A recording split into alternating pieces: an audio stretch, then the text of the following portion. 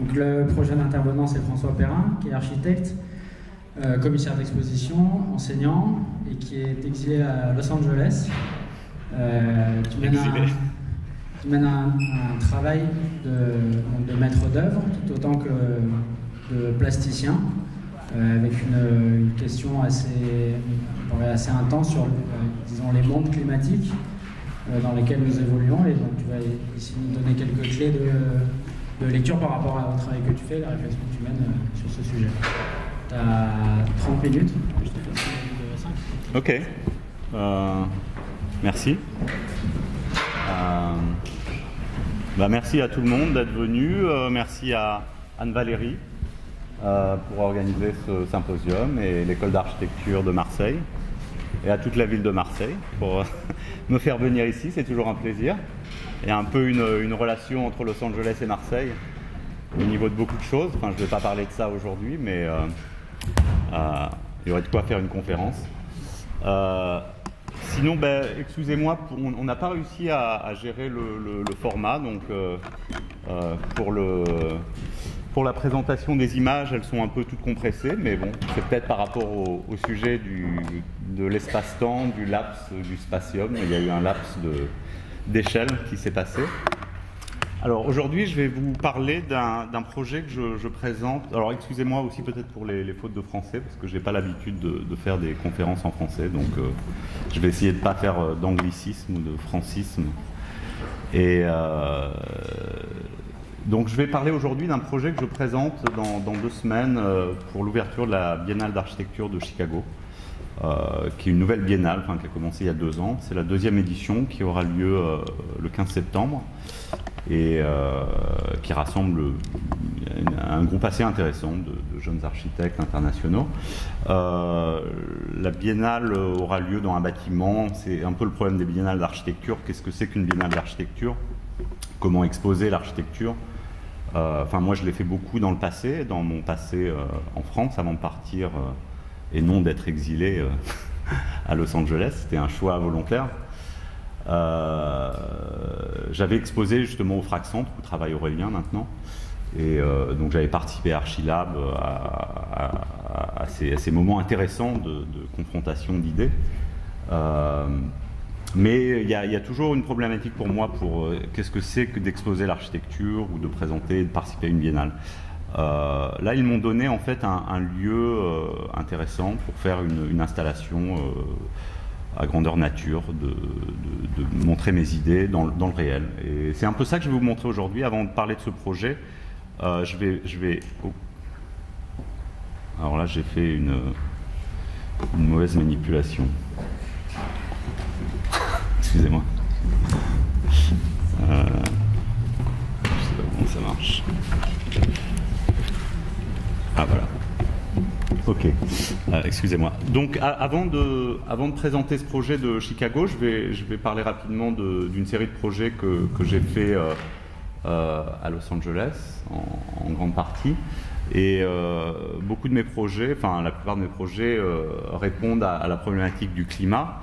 Et c'est marrant, il y a 12 ans, j'avais fait une conférence au moment d'une expo que j'avais montée autour d'Yves Klein et de l'architecture, qui est justement un projet climatique qui est un peu à l'origine qui est un peu mon influence originale sur mes idées architecturales. Et il y a 12 ans, quand j'avais fait la présentation, c'était au moment de l'ouragan Katrina, qui avait touché la Louisiane et qui avait enfoui la ville de la Nouvelle-Orléans sous l'eau. Et là, je suis à 2 semaines de présenter ce projet à Chicago, autour du thème justement d'une nouvelle architecture, un nouveau design pour un nouveau climat. Et donc la semaine dernière, comme vous le savez, il y a eu cet ouragan au Texas, qui s'appelle Harvey, qu'on voit ici depuis l'espace. J'ai refait la même erreur. Et qui a enfoui la ville et qui pose, en dehors de toutes les questions politiques, des vraies questions environnementales au niveau du design, à toutes les échelles, mais surtout aussi à l'échelle des villes américaines et de la manière dont elles répondent justement à cette évolution du climat. Voilà. Donc je vais vous montrer quelques projets. Donc, je parlais de ce projet de l'architecture de l'air d'Yves Klein, qui est quelque chose que j'ai découvert quand j'étais étudiant et qui m'avait beaucoup intéressé à l'époque. Et puis j'étais un peu surpris que rien n'ait été écrit dessus ou exposé. On trouvait des bribes d'informations dans des catalogues, dans des livres, et donc j'ai décidé d'écrire un livre et de faire une exposition autour du projet qui s'appelle Air Architecture, ou l'architecture de l'air. Enfin, il n'y a pas eu de version française, peut-être qu'il y en aura une dans le futur. Donc c'est un projet qu'il avait développé, comme en parlait Aurélien, avec Claude Parent, qui avait dessiné ses idées, et c'est l'idée de recréer un climat artificiel, de vider l'architecture de ses matériaux classiques, des murs, des toits, et de faire une architecture à ciel ouvert où les gens vivent en fait nus en pleine nature, et d'utiliser les éléments naturels comme l'air, l'eau, le feu pour réguler ce climat et permettre aux gens d'habiter en plein air. Voilà. Et j'avais eu la chance d'exposer le projet à la Schindler House, qui est un centre d'art et d'architecture, qui est un satellite du MAC, qui est un musée à Vienne, et qui est une maison faite par Schindler, un jeune architecte autrichien qui a immigré à Los Angeles au début du XXe siècle pour s'occuper des maisons de Frank Lloyd Wright. Il avait quitté l'Europe pour travailler pour Wright à Chicago, et Wright l'a envoyé à Los Angeles. Et il est resté à Los Angeles à cause du climat. Et il a construit sa propre maison, il y est resté, il a fait toute sa carrière. Et Los Angeles aussi est une ville intéressante. Bon, elle est connue pour son climat agréable, mais c'est aussi une ville qui a été faite sur le concept du climat. C'est-à-dire qu'au début du XXe siècle, cette ville attirait le reste des États-Unis en vendant son climat parfait et en proposant aux gens du Midwest ou de la côte Est de venir s'installer à Los Angeles pour le climat. Donc j'avais fait une installation dans cette maison qui n'est pas un musée traditionnel aux murs blancs et à l'air conditionné, mais c'était un lieu qui peut être assez chaud l'été. Donc j'avais créé un mobilier de plein air et cette toile en aluminium qui permettait de réguler la température. Et comme j'exposais des œuvres d'Yves Klein qui ont une certaine valeur, il fallait que j'arrive à contrôler la température du lieu de manière, pas par l'air conditionné, mais par d'autres manières. Et c'est un peu toute l'essence de mon travail que je vais vous présenter. Donc ce matériau, notamment cette fibre en aluminium, je l'ai utilisé plusieurs fois, et je vais l'utiliser là pour ce projet à Chicago. Un autre projet où j'avais utilisé, c'était une petite installation dans une galerie en plein air dans le quartier de Silver Lake à Los Angeles, qui s'appelle Materials and Application. Et j'avais fait une installation de plusieurs mois autour de l'idée d'un jardin, du temps, du climat, de recréer un microclimat. En fait, Los Angeles est une ville qui possède 23 microclimats. Et donc le climat est complexe, mais on peut aussi bien avoir des hivers un peu plus frais, mais on peut aussi avoir des vagues de chaleur en plein mois de janvier. Et l'idée était de créer un espace où les gens interviennent, qu'il y ait des concerts, des projections. De ne pas créer, parce qu'en fait beaucoup d'architectes dans ce lieu créent des sortes de formes architecturales, s'essayent à la sculpture. On pourra reparler de ça un autre jour, c'est pas le sujet de la conférence.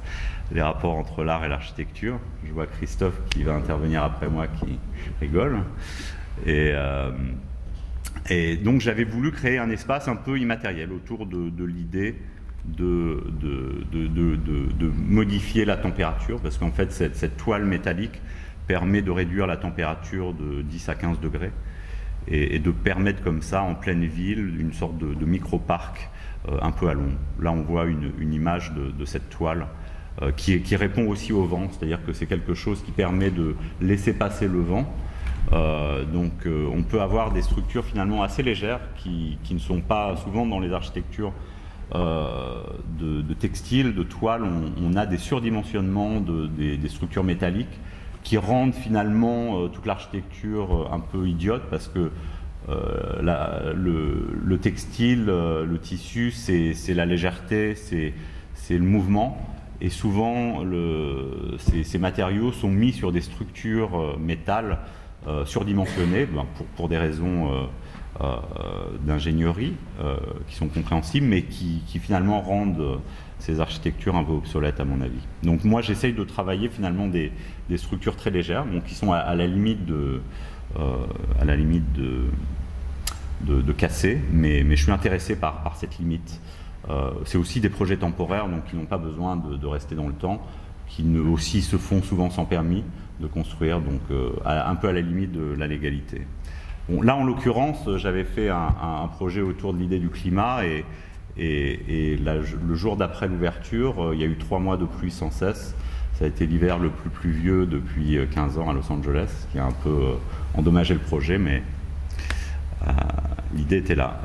Après, un projet d'architecture, lui, moins temporaire, qui est un des premiers projets que j'ai fait, qui était l'extension d'une maison, d'un bungalow californien à Venice Beach.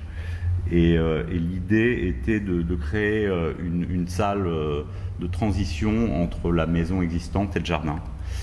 Donc là, on voit un peu une vue, on voit le bungalow, et puis on voit ce prisme que j'ai créé, qui vient entrecouper la maison existante, et qui, lui, j'appelais ça un peu la géométrie du climat à l'époque, toute cette série de projets, qui en fait est une certaine géométrie qui répond à l'orientation de la parcelle.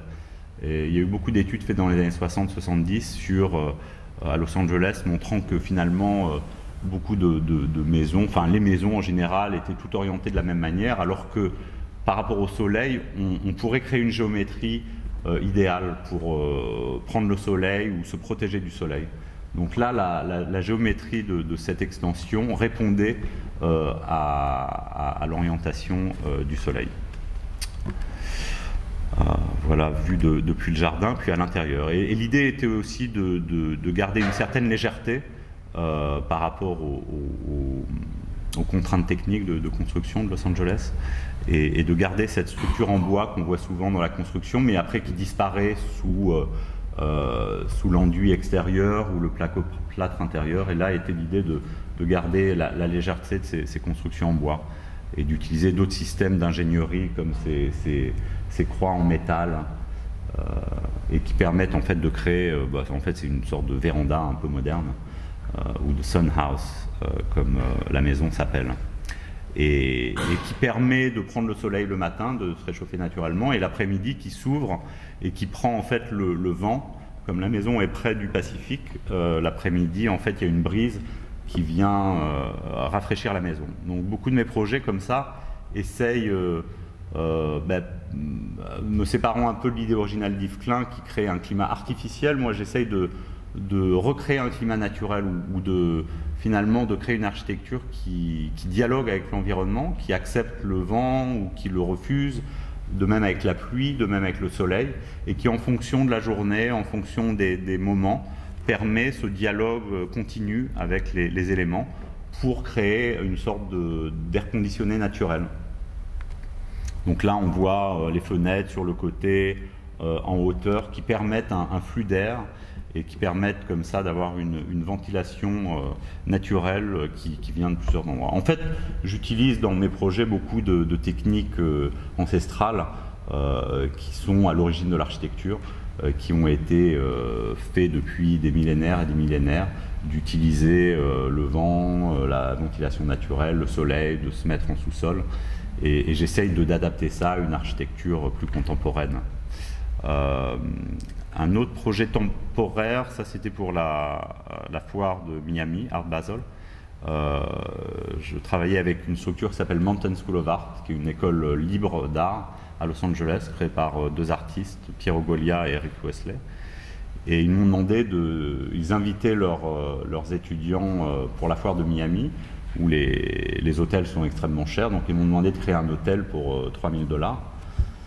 Et voilà, donc j'ai fait une tente sur la plage à partir de cette toile aluminium qui permettait pendant la journée de protéger les étudiants et les intervenants, parce qu'il y avait toute une série de discussions, de séminaires à l'intérieur du soleil, mais qui aussi permettait de prendre le vent, parce qu'il y a beaucoup de vent à Miami. Il y en a eu beaucoup cette semaine, encore un projet où quand j'ai posé le projet, la tempête s'est levée.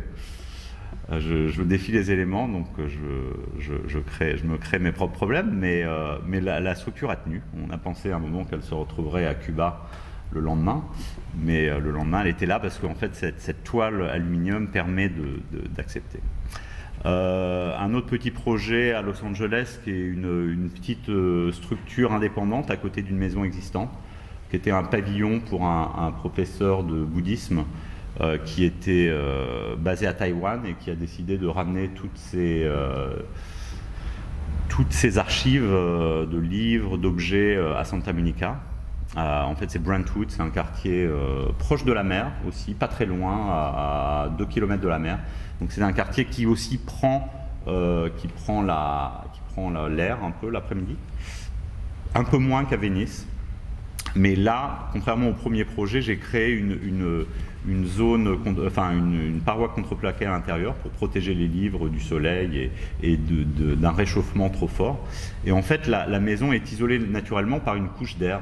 En fait, comme les combinaisons de moto ou certaines choses où on s'isole par l'air, là, en fait, entre la paroi intérieure en contreplaqué et l'extérieur, qui est cette revêtement en plastique, en fait, on a juste une couche d'air d'à peu près 10 cm qui permet comme ça d'isoler. En fait, cette maison n'a besoin ni de chauffage, ni d'air conditionné pour se rafraîchir, et aussi par un système de ventilation naturelle. Donc là, on voit un peu la structure à l'intérieur. Et donc, je vais, pour les projets existants, je vais finir par une maison que j'ai fait dans les collines d'Hollywood, donc là qui est encore moins temporaire, qui est une maison que j'ai décidé d'ancrer dans le sol, et qui répond totalement aussi à l'orientation du lieu, parce que les collines d'Hollywood sont un autre système. Il y a aussi un refroidissement naturel l'après-midi par la brise, mais c'est un lieu beaucoup plus chaud que Venice ou Brentwood, parce qu'on est un peu plus à l'intérieur des terres, près des montagnes, près du signe Hollywood, comme vous le voyez en haut. Et donc l'idée était d'incruster le projet dans le sol, parce que c'est une technique qui a toujours fonctionné depuis les habitats troglodytes jusqu'à plein d'autres systèmes. Les gens, ou même les animaux, les insectes, vont sous le sol pour se protéger de la chaleur ou du froid. Et ça permet aussi de créer une structure. Alors là, c'est la façade ouest de la maison, donc qui est la plus exposée au soleil, et donc qui présente le moins de surface par rapport à la lumière. Et en plus, devant, on a un système de brise-soleil qui est rempli en fait d'eau et qui se réchauffe et qui permet de chauffer naturellement la piscine. Donc tout un système. Et là, on voit l'autre versant qui est la façade est, donc qui prend le soleil le matin, mais donc qui peut prendre beaucoup de lumière, parce que le matin, donc le soleil n'est pas trop chaud, où il est à une certaine altitude. Et donc ça, c'est la façade qui s'ouvre. Donc là, on voit un autre angle de la maison, comme ça, qui sort du sol. Et puis là, on voit des vues depuis l'intérieur de la maison qui s'ouvrent comme ça sur toute la ville, avec tout un système de fenêtres qui permet de s'ouvrir. Voilà. Combien me reste-t-il de temps là ? Un quart d'heure ? Ok, très bien. Donc bon, voilà, ça c'était pour les projets existants, et puis ça c'est pour un projet donc qui va s'ouvrir dans 2 semaines, mais bon, qui est une installation qui va durer 6 mois. Et donc pour cette biennale d'architecture, les organisateurs, connaissant mon travail autour du climat et de l'environnement, m'ont donc proposé de travailler avec cette serre, ce jardin botanique, qui est une serre qui date du début du XXe siècle, je crois 1905, qui est dans un parc botanique à l'est de Chicago, dans un quartier qui n'est pas le plus développé, je dirais maintenant, c'est un peu à l'abandon. Enfin, la ville de Chicago est une ville avec différents quartiers, comme beaucoup de villes américaines, mais ce bâtiment est assez intéressant. Je dois peut-être avoir des images. Là, on voit une image du bâtiment lors de sa construction. Et donc, à l'avant, donc, on a la maison de palmier, qui est celle dans laquelle j'interviens. Il y a 4-5 différents bâtiments. Et donc, je suis intervenu dans le bâtiment le plus grand. Voilà. Donc là, on voit des photos existantes du projet.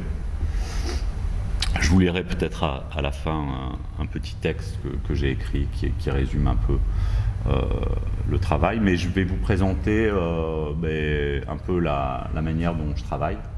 Je vais vous présenter un peu le processus, je dirais, créatif de ce projet. Donc voilà, le lieu existant, parce que en fait mon travail peut-être vous l'avez vu avec les autres projets, mais essaye de répondre tout le temps au site. Pour reprendre un célèbre architecte français, conceptuel et contextuel. Donc j'essaye de travailler sur des concepts historiques ou liés à l'architecture climatique, mais aussi j'essaye de répondre au contexte. Et donc chaque projet répond à un certain climat ou microclimat. Et là, en l'occurrence, c'était une serre tropicale. J'ai regardé beaucoup ces structures tropicales, ces maisons perchées comme ça dans les arbres. Parce que en fait, le thème de la Biennale d'architecture cette année, c'est Make New History, c'est-à-dire de recréer une nouvelle histoire. C'est-à-dire, il part du principe que l'architecture moderne a quelque part renié l'histoire de l'architecture ou a tourné le dos. Et puis il y a aussi une espèce de revival, postmodernisme en ce moment, ou historicisme, où beaucoup de gens font des références dans leur architecture, donc où on tourne vraiment le dos au modernisme. Moi, je suis moins intéressé enfin, j'ai des références, mais moi, ce qui m'intéressait dans ce projet, c'était, et ce qui m'intéresse dans mon travail, c'est de regarder vraiment dans le passé, c'est-à-dire d'aller très loin, vers l'Antiquité, même vers la préhistoire, vers les origines de l'architecture, et de comprendre justement, parce que dès les origines de l'architecture, on le voit aussi dans les premiers textes de Vitruve, il y a un rapport au climat. L'architecture essaye de se positionner par rapport à l'environnement, par rapport au climat.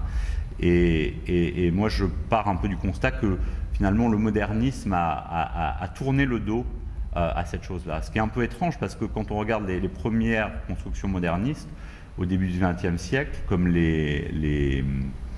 où on envoyait les gens qui avaient des problèmes de respiration. Sanatorium, voilà. Donc les sanatoriums qui ont été construits dans le nord de l'Europe sont un peu les débuts de l'architecture moderne. Et les premiers concepts de l'architecture moderne sont autour de la lumière, de l'air, de la qualité de l'air. Mais le problème, c'est que très rapidement, on est passé au style international et à une espèce notamment aussi avec l'air conditionné qui permet finalement de recréer la même architecture que l'on soit en Europe, en Amérique du Sud, en Afrique, dans différents climats, finalement on crée la même architecture. Et petit à petit au XXe siècle, on est arrivé à cette espèce d'aberration où on voyage à travers le monde et on trouve la même chose. Pour moi, on arrive à un dérèglement. Donc j'essaye, pour moi, ma réponse au thème de Make New History, c'est de regarder dans le passé pour regarder dans le futur. Donc je voulais regarder quel serait le futur de l'habitation, surtout par rapport aux nouvelles conditions climatiques, par rapport au réchauffement de la planète, par rapport à ces inondations qui arrivent, à ces déplacements d'humains, et de voir comment on pouvait réfléchir à une nouvelle forme d'habitation, ou comment habiter la nature, et donc refaire ces espèces de cabanes dans les arbres. Voilà. Bon, aussi des influences utopiques de l'après-Seconde Guerre mondiale. Donc je présentais ce livre que j'avais fait autour d'Yves Klein, mais il y a aussi le travail d'équipes qui viennent après, comme Super Studio, New Babylon de Constant, c'est-à-dire construire la ville au-dessus de la ville, ou Yona Friedman, c'est-à-dire d'avoir un système au-dessus de notre système, du système existant, et de créer comme ça finalement une nouvelle couche, ou ce projet de Buckminster Fuller. Voilà. Donc quelques croquis à l'origine. En fait, moi j'essayais finalement de me placer au milieu de ces palmiers. Il y a eu aussi beaucoup de problèmes techniques. Vous imaginez, aux États-Unis, c'est très compliqué. Dès qu'on est dans des lieux publics, il y a tout un problème d'assurance. C'est-à-dire que les gens ne peuvent pas toucher ou ne peuvent pas habiter. Donc finalement, le projet que je voulais habiter, je voulais que les gens aillent dedans, puissent y accéder, passer du temps dedans. Ce n'est pas possible, donc ça devient plus un prototype, une sorte de maquette à grandeur nature. Et donc je ne pouvais pas non plus m'appuyer au sol, donc j'ai dû me suspendre depuis la structure, d'où de ces formes pyramidales qui permettent d'avoir un point unique d'ancrage. Et petit à petit, en fait, le projet a évolué de pyramide à pyramide inversée. Et Donc plusieurs études successives de se placer dans l'espace et de s'attacher à la structure existante. Voilà. Au départ, je voulais aussi que les plantes puissent pousser, puissent se mettre sur la structure. Bon, ça m'a été interdit, alors que c'est quand même une serre botanique, mais il y avait tout un problème d'arrosage, alors qu'ils arrosent tous les jours. Mais bon, j'ai aussi dû arrêter certaines idées, mais idées que je développerai dans le futur, parce que pour moi, ce projet est un prototype que je veux développer de manière, enfin, dans le réel, pour des clients, pour des collectivités, sous forme parce qu'en fait c'est un système modulaire qui peut être mis l'un à côté de l'autre. Donc ça, c'était une première position dans l'espace central, avant qu'on mette la forme inversée, qui aussi s'accroche au sol. Le dernier collage, et puis comme souvent dans l'architecture ou le design, vous avez des idées, vous avez des images, et puis le projet change. Et puis c'est aussi ce que j'aime dans le réel, dans l'architecture, c'est-à-dire de ne pas rester juste dans l'image ou dans les maquettes ou dans les prototypes, mais c'est pour ça que j'aime construire. Et pour moi, c'est la véritable expérimentation architecturale, c'est de construire dans le réel et de faire des erreurs des fois. Et donc voilà, je vais vous montrer quelques images de la construction de ce prototype. Donc, on a essayé de créer des structures en métal les plus fines possibles, qui puissent finalement disparaître le plus possible dans l'espace et par rapport à l'objet. Premier essai avec des tubes de PVC, qui n'avaient pas la rigidité de l'aluminium que j'emploie après. Et puis là, la structure finale, fait cet été en plein air. Et puis, en fait, le projet s'est fait un peu entre Los Angeles, Chicago et New York. Donc j'ai essayé aussi de construire cela dans une espèce d'état nomade qui était lié à d'autres projets que je fais en ce moment, et qui n'étaient pas inintéressants. Donc ça, c'est la structure métal et les connecteurs. Ça, c'était à New York, à Brooklyn, dans un atelier de Brooklyn. Après, la structure aluminium, la toile aluminium a été installée à Chicago dans un atelier, qui était d'ailleurs le dernier projet qui a été fait dans cet atelier. Il reste 5 minutes. Donc voilà les prototypes terminés. Donc il y a 3 tailles différentes. Il y en a un qui fait 2,50 m de côté, un qui fait 3,80 m et l'autre qui fait 4 mètres ou 4,50 m de côté. Et puis voilà l'installation dans la serre. Donc il y avait aussi la complexité de remonter la structure dans la serre, parce qu'on ne pouvait pas y accéder par des portes assez grandes. Donc tout devait être démontable, remontable, avec tout un système de velcro qui venait s'attacher à la structure. Et puis voilà donc les trois structures positionnées dans différents lieux de la serre. Donc je vais finir cette présentation. Peut-être que je peux lire le texte aussi en même temps, si ça ne vous dérange pas, pour donner une petite note sérieuse à ma présentation. Alors, les maisons de l'air, une architecture pour un nouveau climat.